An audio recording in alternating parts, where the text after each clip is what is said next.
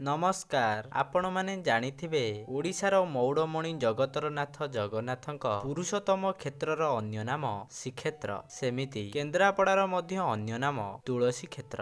ଆପଣମାନେ ଜାଣିଥିବେ କି ନାହିଁ ତୁଳସୀ କ୍ଷେତ୍ରର ଅଧିପତି ଶ୍ରୀ ବଳଦେବୀ ଜୀଉଙ୍କ ବ୍ରହ୍ମ ତାଳଧ୍ୱଜର ଆଜ୍ଞାମାଳ ନ ପାଇଲା ଯାଏ ଜଗତର ନାଥ ଜଗନ୍ନାଥଙ୍କ ରଥ ଆଗକୁ ବଢ଼େ ନାହିଁ। ଦ୍ୱାପର ଯୁଗରେ ମହାଭାରତ ଯୁଦ୍ଧରେ ଅଂଶଗ୍ରହଣ ନ କରି ତୀର୍ଥ ଭ୍ରମଣରେ ବାହାରି ପଡ଼ିଥିଲେ ପ୍ରଭୁ ବଳରାମ।